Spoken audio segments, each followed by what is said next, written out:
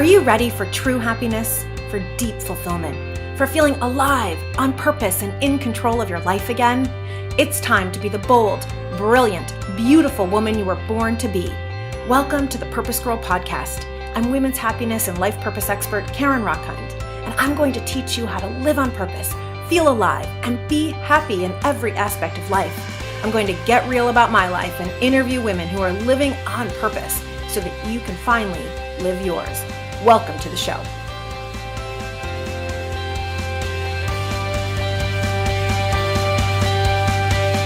So a client of mine said to me recently, I know everything that I need to do. I'm just not doing it. You know, it's like we all know that we're supposed to eat green leafy vegetables and we're supposed to move our body 30 minutes a day.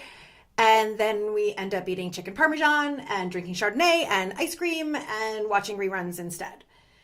Or maybe you have an idea for a new business or a project that you're like, you finally want to get to putting your wedding album together or finally get to doing your kids' scrapbooking, even though it's been 10 years.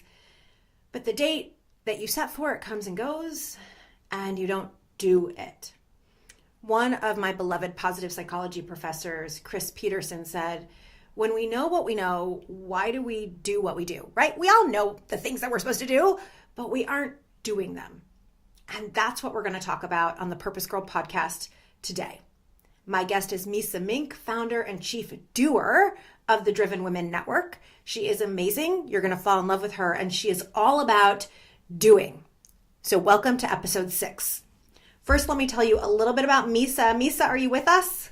Yes. Hello. Hello. So great to be here. Thank you, Karen. Oh my gosh, I am so excited to have you here. So Driven Women is a fast-growing networking group for women with ideas and ambition who want to achieve their goals. And Miisa created this as well as a festival of doers, and she's working on the online program so that women around the world can come together and support each other in doing.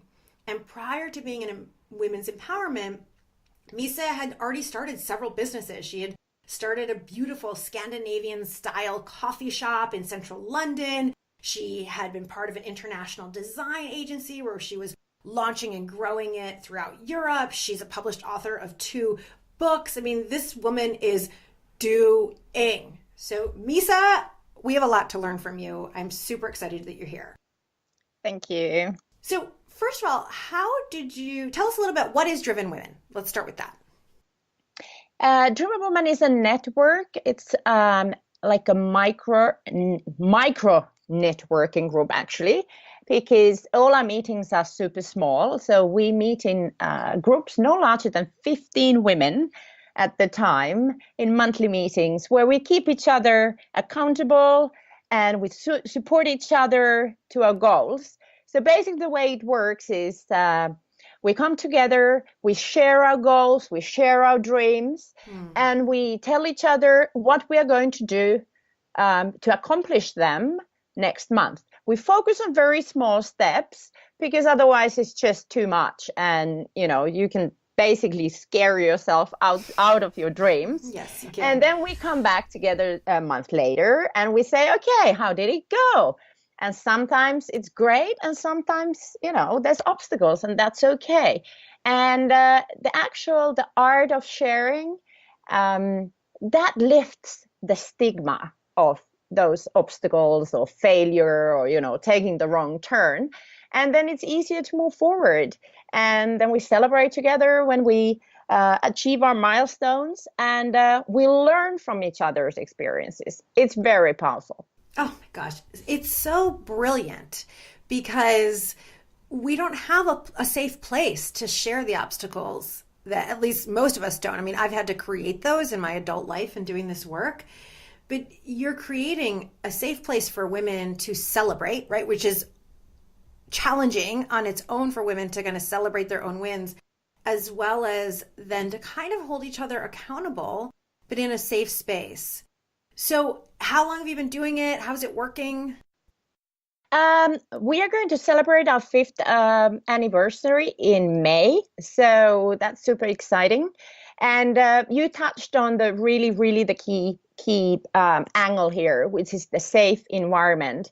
and a completely non-judgmental environment. And I think in the beginning you mentioned that, we very often we know what we want to do and what we should be doing, but we are not doing it because there might be something that we're worried, we're ashamed, is it the thing I should be doing? Or if I do it and it doesn't go right, maybe it's better not to do it, so then nobody's going to judge me or have an opinion. So very often women, we don't have that safe environment where we could just air our views and our ideas and think, should I do this? So is this a good idea? And this is my idea, but everybody around me tells me it's a stupid idea. So we can that way, when we air and have a safe and kind of neutral environment, then that helps us move forward. Because what we say in Driven Woman is every dream was created equal, which means there's no judgment. It's completely safe and nobody's going to laugh at you. I love that.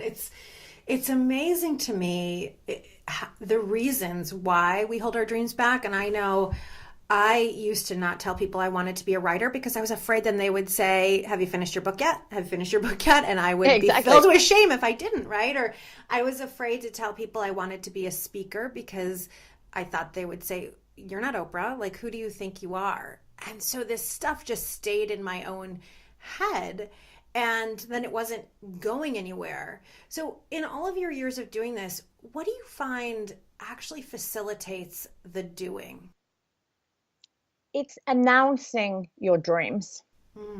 As you said, who do you think you are wanting that or thinking you could do that? And I felt the same way.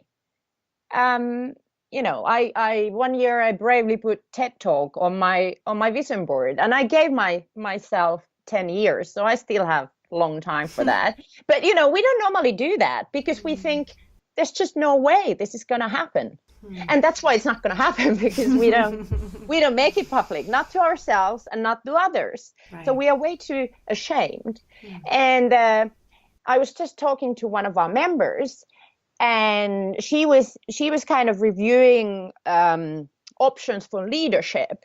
But then she concluded, she said, but I am nobody. And you know what? You are nobody only until you commit to your journey to find out who you are. And it's this feeling that we are nobodies is what's holding us back. And that's why we are not doing the things we want to do. Right. I mean, I know I have said that to myself. You're nobody. And what's so interesting is that, I've had a gig on national radio here in the United States for 4 years. And when I first had this idea, I'm supposed to be like in mass media, I thought I'm a nobody. And then I decided after years, it took years of me getting to the point where I had the courage to do it. And I decided to kind of hunt someone down. And I met with this woman at Sirius XM Radio. And she said to me, Karen, you're a nobody. She repeated the phrase to me. You're a nobody. Like, in other words, they want famous people to have shows because those people have a big audience and are going to draw the audience and therefore draw advertisers. And so the very thing I was most afraid of, she repeated in my face. And maybe that's just show business, but I had to not take it in. And I said to her, I actually am. I know I don't have a big following, but here's what I do have. And I shared with her the science of positive psychology and all that I knew and the ways that I had helped people, et cetera, et cetera. And she said, all right, let me give you a chance on our morning show for women. So it's even if someone reiterates to you, whether it's friends or family or someone who, this was like my dream contact, right? We have to be able to say, yes, I am someone, and here's who I am, and here's what I have, and find the way. And it sounds like, I want driven women to come to the United States. Right now, I know you're in Europe. It's like, come on, Miisa, when are we bringing it here? But especially because you have a group of 15, right? It's small and intimate. So what is it that you think about kind of that intimacy or sister? Because something I preach all the time is that we need a community of other women. So what do you think it is about sisterhood and community that's making dreams happen? I think we women, we're naturally more connected, and we need that connection, not only in terms of exchanging ideas, but also in physical presence. What I see in the groups is not just, learning from each other and learning from the experiences, but actually the energy that we exchange in the room. And sometimes the temperature rises. We have to open the window and people have kind of a red face. It's crazy, It's not just we seek each other's company in a beyond, because of course you can be an online group and you can exchange ideas and get a lot out of that. But I think we women, we also need that physical presence, because then we also exchange on a soul level and on an energetic level. And I think that's how we were born, and that's what how we used to live. But it's just this code. Now the world has been built based on the masculine traits, and we've been trying to buy into that. And of course, we need a lot of those qualities as well. We need to go out there, and we need to hunt sometimes, and we need to be confident and so on. But we kind of lost that feminine side when we went out by ourselves. And all these stories that I hear all the time. It's like, oh, Driven Woman is the first place where I can really feel that I'm supported and somebody's not gonna, stab me in the back. And I just find it so weird. but many women, they were brought up thinking that to be successful, you have to stab somebody in the back, and you have to, use your kind of elbows to get there. So we forgot how the feminine energy works, and it's gentle, and we need that sisterhood. I mean, to me, this is like honey on you're like melting honey on my body. It's because it's so true. I spent so long in that corporate, and there's nothing wrong with corporate, but I know I was doing my whole life in the masculine, just like do. And I was afraid. It's like I so badly, I loved having like close girlfriends, but I think I was afraid to really connect with women on a deeper level, maybe because I'd been stabbed in the back in 5th grade when I was 11. And I see this when I do retreats and in my groups as well. Women are constantly amazed, like there's no other safe place. And I get it, because before I started doing this work, I swear, creating sisterhoods, because I was creating the sisterhood I wanted. Right? I was creating what I needed. And when we go back, I mean, as you said, if we go back thousands of years, actually not even that long, it can just be a few hundred years, women gathered. I mean, we gathered, and we would care for each other's children. We would nurse each other's children. We took care of each other when we were on our menstrual cycle. Like, we were used to connecting and being in community all the time. And so that's literally in our DNA. And I also find that I need it so much to have that safe space. And I also need women's energy celebrating me and validating me for me to go forward. Yeah. I'm so curious, how did you end up doing this work? It really started from my personal kind of exploring what success really means for me. So I built my career. I loved it. It's not that I didn't love my career.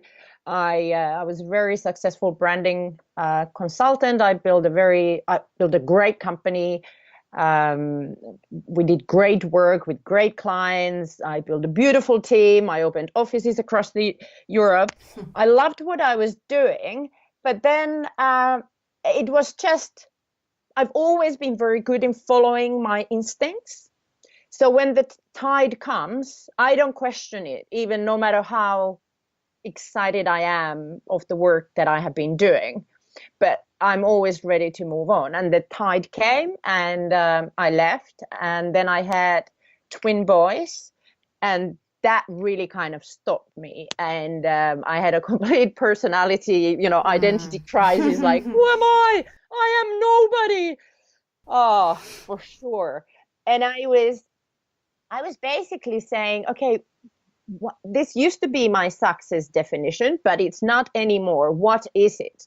And for years, I love people who who really put their kind of values, their personality and their purpose and their passion really boldly out there and said, listen, this is what I believe in and this is what I'm doing. And I was following those people, but because I was like, well, I'm a nobody.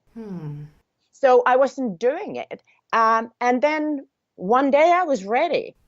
So it was Driven One was really born out of this recognition of what I believe in and what I believe that my purpose is in the world. And I realized, okay, I am kick-ass. I make people do stuff and I inspire and, I bring people along and I build a team and, this is what I believe in. And I believe that the world needs something that will not only inspire, because there's plenty of inspiration and inspiration is great, but there wasn't really anything for women, any network that would guarantee that stuff happens.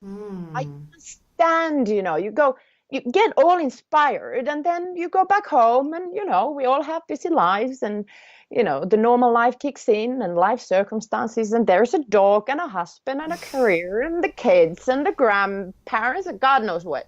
So you just, you never make the time to do the things that you said you were going to do. So that's what I wanted to do. I wanted to see change. I wanted people to take action.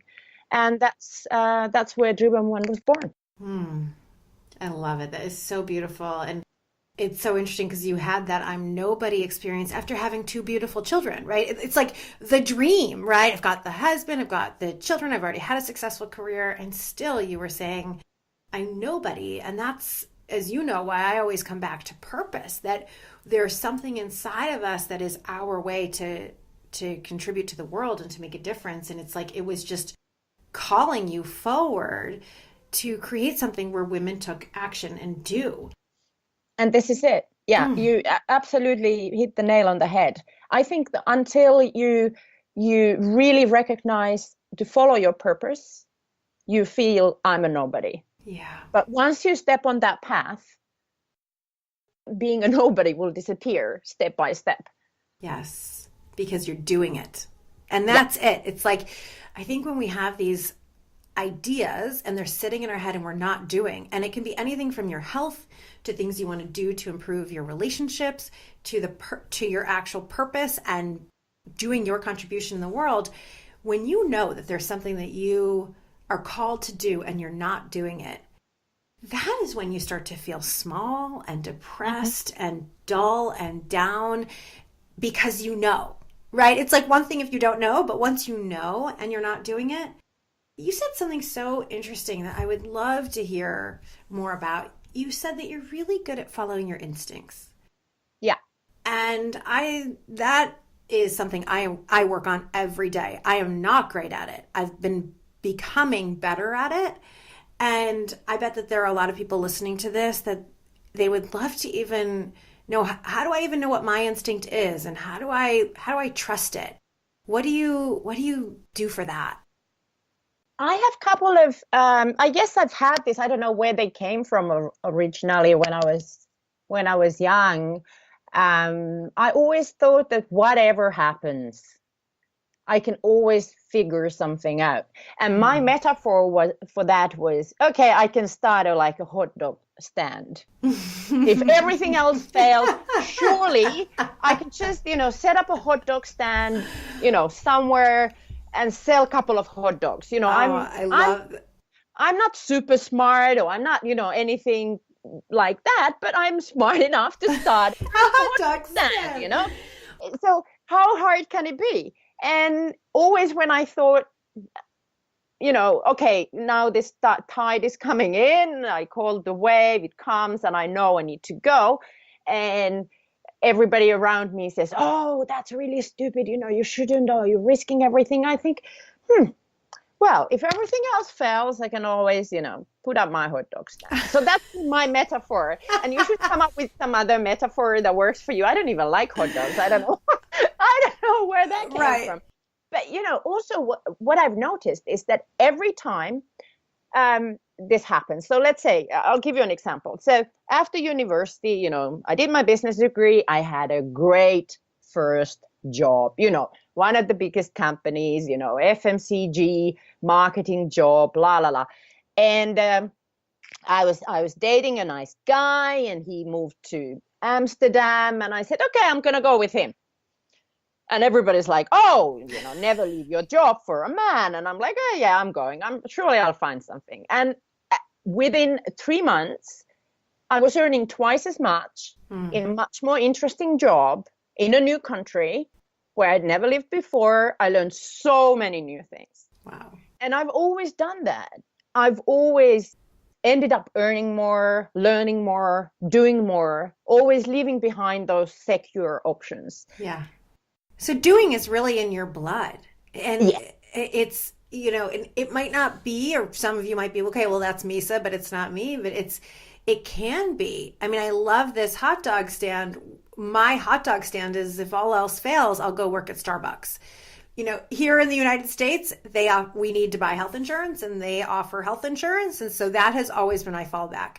And I've even, worked with clients on that, where I'll ask them, okay, what is the worst thing that can happen, right? I was working with this concept with a client who wanted to switch jobs, and she had gone down, but I might lose everything. I said, well, what's the worst that will happen? And we got down to her that the worst of the worst of the worst, I kept asking the question, was that she and her 4 kids would end up in cardboard boxes underneath a bridge. And I said, okay, really? Would you ever let that happen? And she said, no, of course not. I would go be a waitress, or I would go be something, right? So it's like, we're never going to get to the worst of the worst, because we would have a fallback. What is your hot dog stand, right? For me, it's Starbucks, or for her, she would go be a waitress. We always can make it work. And what I find is, whenever I don't follow my instincts, I end up more miserable and fighting life and then making less. And whenever I do follow my instinct, it's like rain. Things just happen with so much more ease. And so trusting, and I love this hot dog stand. So I know that you have 3 components of doing. Tell me a little bit more about those. The first, and really the foundation, and what we are working on in the Driven Woman life working groups, is the daily small steps. So there's no, I think women very often, we get paralyzed. It's like, oh my God, if I want to write this book, how am I ever going to do it? Because you just think about the end result, and, it's like massive. But basically what you need to do is you just need to break it down to the smallest, tiniest steps, and just focus on a daily small, minuscule steps. So it's that kind of constant little by little action that is the kind of the baseline of all doing. I love it. So let's use that example of writing the book, just so we can use some example, and I was going to say, or maybe starting a business. What is a daily small step? Let's say to starting a business, because that can seem so big. What is a daily small step? I'll give you a beautiful example from one of our members. This great lady, she carried with her this massive idea, like for 10 years in her heart. The idea was to start a digital platform, almost like a LinkedIn, but for all charitable activities. Okay, so you get it. You can share what charitable activities you do, and you can research companies, how they rate on charitable activities, and you can research all different charities, not just the big ones, but also small ones. But it's such a big idea. There's just no way. So she was doing absolutely everything else to cover up her dream. How familiar is that? We just fill our days and come up with all sorts of rubbish things that we are supposed to be doing, so that we wouldn't have to look at our dream, face to face. Then when she joined Driven Woman, she was encouraged to say, okay, what is your small step? And this is now the starting your business. This is really the key. And her smallest step was, okay, don't think about, starting a business. Don't think about building this idea. Just what could you do now, today, without taking any risks, without spending any money? And what she did, she filmed a 2-minute video on her phone explaining the idea. Doesn't cost you a thing if you have a phone. And then she started emailing that to everybody. Doesn't cost you a thing. No, it's brilliant. And she so ended up brave. at Virgin. She almost met Richard Branson. Oh, She just ended up everywhere. Okay. just by And taping a she two ended minute up video? raising £250,000, and she's launched the business. The name of the business is whatcharity.com. Wow. Check it out. Wow. So she had no funding. She had nothing, like a typical point where we all are, I have an idea, I have no clue. So all you have to do is to think about something you can do now, today, straight away. Doesn't cost you anything, and you take no risks. That's how you start a business. That's how you start anything. That is such an incredible example. Bravo to you out there, you amazing woman. And I don't know her name, but I will look this up. So she just taped a 2 minute video? Yeah. And then sent it out to like her friends or put it on Facebook? No. She started sending it to companies that could potentially collaborate or be interested in funding or whatever. Brilliant. And yeah, of course it took time, but in 18 months from that video, she launched her business. Brilliant. That's nothing. 18 months is absolutely nothing. Nothing. And that was a small step. It takes the courage to actually tape the video and send it. And you have to, her brain probably said to her, no one's going to watch my little video on my phone, but she did it. And exactly. This is amazing. So number one, daily small steps. And we have a great example there. Okay. What's number two? Number two is actually the opposite, which is do nothing. Huh. Because very often I think the reason people don't do the things they want to do is because, as I said, they fill their days with all sorts of crap. So doing is not a problem necessarily.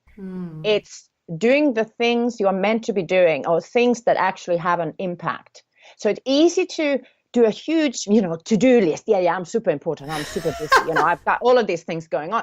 But all of that stuff might be absolutely irrelevant. So step number two is to do nothing. So go for a walk in the forest, sit on a bench, do a couple of days without social media, meditate, whatever works for you. I go ride a horse, just clear your mind, your brain, your soul. Don't talk to anybody, these kind of little silent moments. You have to create those for yourself. So you have to let your soul kind of catch up with you. And people come to the groups and they go, yeah, I want to find my passion, I want to find my passion. And all they do is use their brain. So you say you want to follow your heart, but then you think that your tool for that is your brain. Of course not. It's your heart. Right. If you want to follow your heart, let your heart emerge. And then you have to be silent for that. Right. We never get quiet enough to actually hear what the heart has to say. Exactly. This is brilliant. And you know what? I know that there have been times in my life I have been afraid to do nothing. Like I would be like, I know I need silence. I know I need to meditate. Oh, wait, let me just write 10 more emails.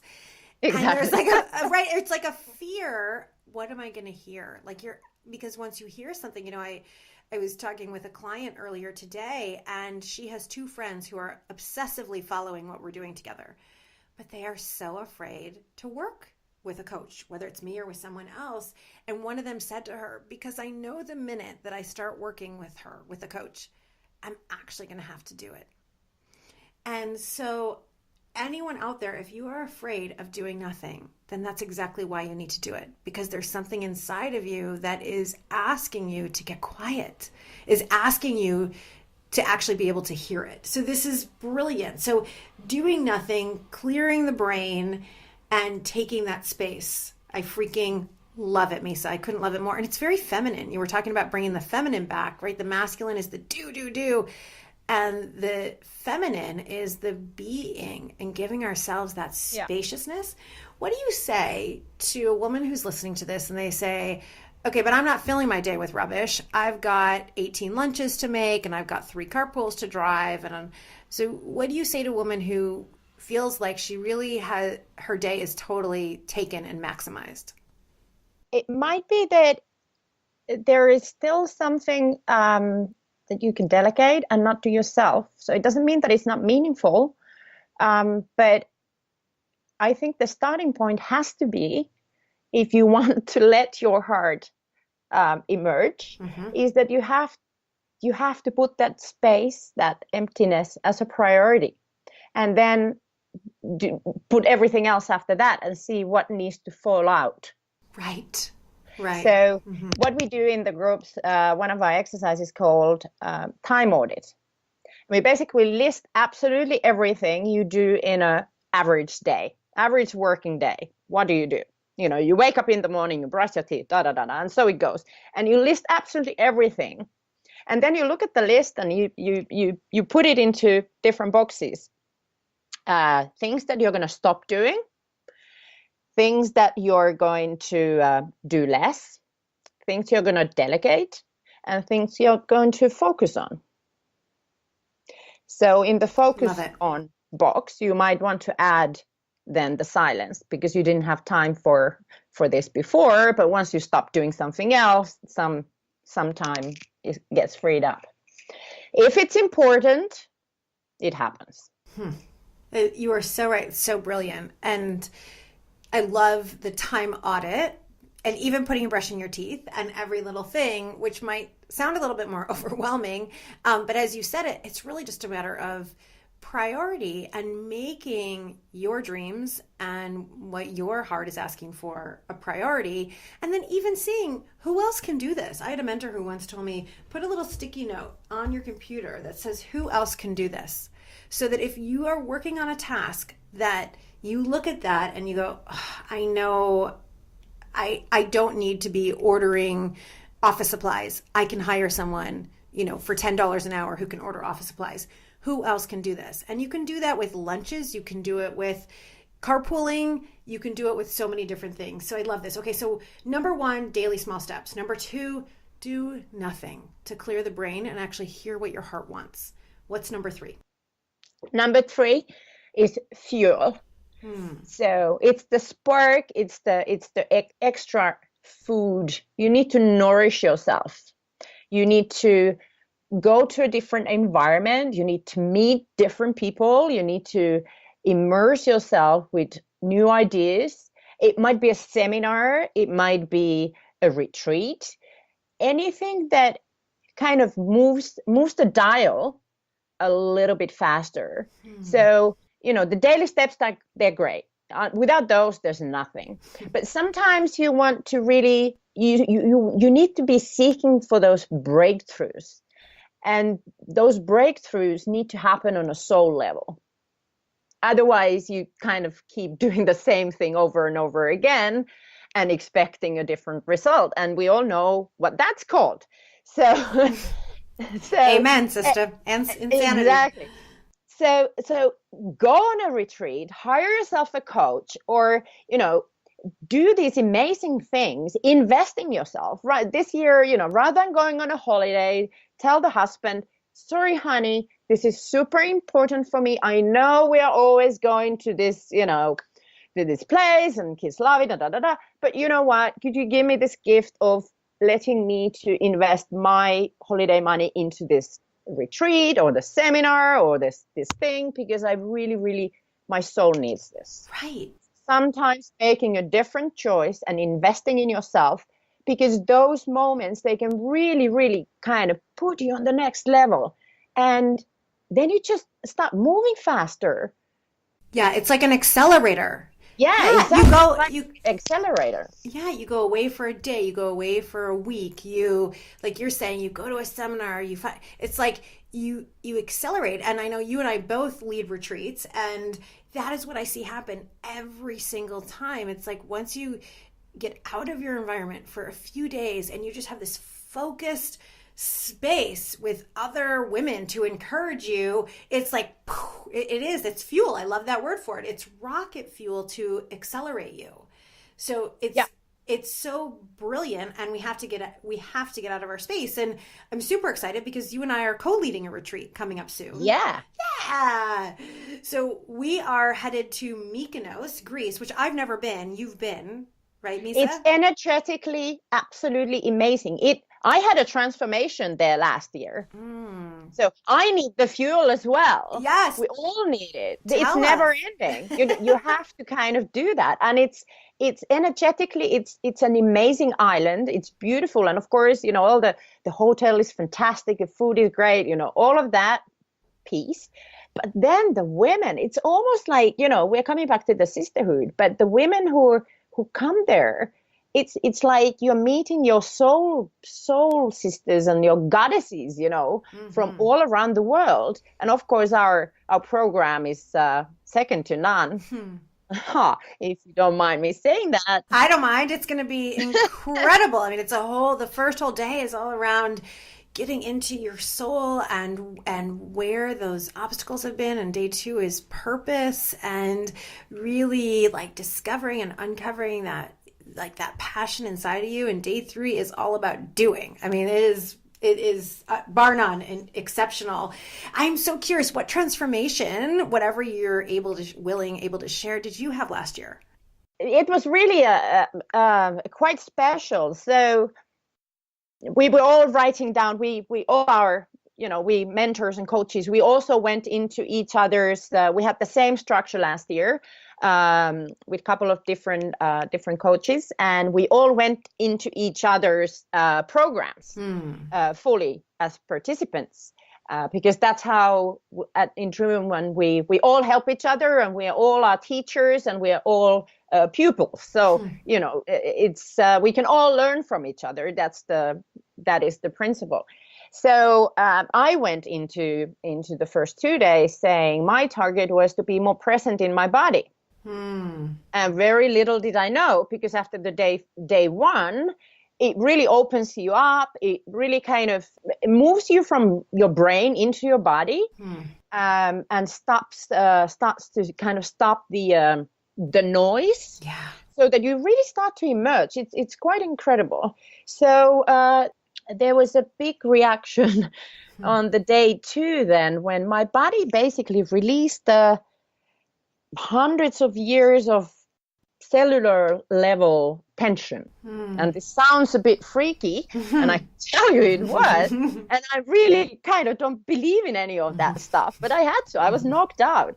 So it was quite incredible. But after that, I hear you. Different. I bet. Thank you for sharing that. And I actually had an experience like that yesterday where it was like decades. I mean, I also believe hundreds of years, but at least in this lifetime, I had this experience of a shift, because I allowed it was like my head stopped, I went into my body, and I had a shift where it felt like a couple of decades of pain. And literally it was actually pain around my sexuality, pain around like owning my body left. And I ended up, it was like a moment of like sheer openness and pleasure and exhaustion, because I was releasing so much. But then later in the day, I had so much energy. I was like dancing, and I was alive, and I felt like I was 20 pounds lighter because I had such a shift. And so this idea of having an experience where you get out of your daily routine, even the beautiful small steps that you take toward your dreams, toward doing, and you go somewhere, a retreat, or like you said, work with a coach. And we would love for any of you to join us in Mykonos in Greece. We'll give you and give each of us, all of us who are there, that fuel, that spark to literally transform our lives in a more accelerated way. It's like incredible. Exactly. And I think you need all of those 3. You can't do anything with only 2 of those steps. You need all the 3. You need the doing, the being, and the fuel. I love it. So incredible. You have so many like great tips. So let's narrow it down. What are 2 tips you would say to someone? And those really are the 3. But are there any specific tips you would say to someone right now, what they can do today to do their dream, to get doing instead of procrastinating? Just do. Basically, don't think about whether it's the right direction or wrong direction. Even a step to wrong direction is better than no steps at all. Just get the movement. It's like a car. You can't turn it if it's stationary. So true. So true. And when you realize you've driven down the wrong street, you just turn around, you go to another street. I love it. I love it. So brilliant. So I want to ask you a couple of quick purpose power up kind of play rounds, some questions that I love asking women. And just whatever's the first thing that comes to your mind, comes to your heart. Okay, ready? Number one. What's one routine you have to keep yourself healthy, mind, body, or spirit? 15 minutes yoga every morning, but at weekends I give myself a break. So none of my habits is 7 days a week. I always give myself a break. I love it. I love it. What's your favorite day of the year? 7th of August. It's my birthday. Woohoo! Oh, I love it. And you're a Leo. That is so perfect for you. You're such a Oh, absolutely. So passionate. Sunny on my birthday. Oh, I love that. Who's one person who inspires you to be better, to do more? Gary Vee right now. Gary Vaynerchuk. Ah, he is amazing. Oh, I love that. And what's the best compliment you remember receiving, or one of the best? Oh, that is a difficult one. That is a difficult one. I don't know if I can be fast enough for you with this one. Totally okay. You can tell. I want to say something really smart. Brain, please bring me something. Yes, something from childhood comes to mind. No, sorry. Best compliment. I'm completely blank. Maybe I can't take compliments. That's something. Yeah. Well, that might be something to look at. Or it might be hard with the word best. So after this, go through your emails. I'm sure you're going to find a lot of compliments about how you've changed women's lives. Yeah, I have no doubt. That makes my day, all those emails coming in. But somehow I don't feel that they're compliments to me. You know, when you're kind of connected to your purpose, you are just kind of doing your part in the universe, and it's almost like you're a vessel. So then I don't take it personally. Not personally in terms of the compliments, but also I don't take personally in terms of the negativity.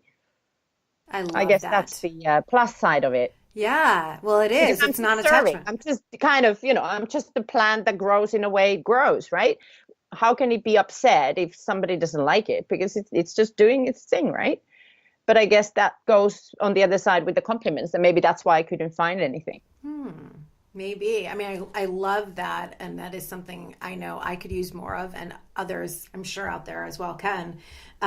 And I just want you to hear from me, because I have seen you in action speaking at every year. Miisa's group has the Festival of Doers. It's an incredible event of nearly 200 women coming together and supporting each other, and great speakers. And I have seen firsthand, Miisa, you changing women's lives. I mean, I saw women come to tears where they had realizations during that festival, and because of driven women. So I'm giving you a compliment right now that you are changing. Thank you, darling. Changing lives. So with that, everyone out there, my hope for you, my dream for you, my desire is that you start doing today, right? No matter what your brain is telling you, don't worry about going the wrong way. As Miisa said, just start doing daily small steps, doing nothing, and doing something that will give you that fuel and give you that spark. So if you want to hear more about Miisa and about Driven Network, you can go to drivenwoman.co.uk. Again, drivenwoman.co.uk. And I definitely recommend, even if you're in the US, start following this, because knowing Miisa, at some point very soon, it's going to be in the United States. And as always, thank you for listening and tuning into the Purpose Girl podcast. If you liked what you heard today, please rate it, review it, download this podcast, subscribe to it, send it to your friends. My dream, my goal, my desire is that we create a big community of purpose girls, of women who are choosing to live their most purposeful, most joyful, most inspiring and fulfilled lives. And we're going to do that by coming together. And of course, if you are not getting my newsletter and you want a free guide to living your purpose, go to purposegirl.com/free. So with that, Miisa, thank you so much for joining us. It's been so much fun. Thank you. Such a pleasure. And we didn't mention where to go to join us in Greece. Go to lightfromthedawn.com. Again, lightfromthedawn.com. Or if you just go over to the Purpose Girl website, under retreats, you will find the Greece retreat right there. Miisa and I and our partners in creating this retreat would love to host you and give you that fuel and that spark for you to go do. So with that, everyone, I hope you have a beautiful day. May you love yourself, may you live purposefully, and may you love life. Bye for now.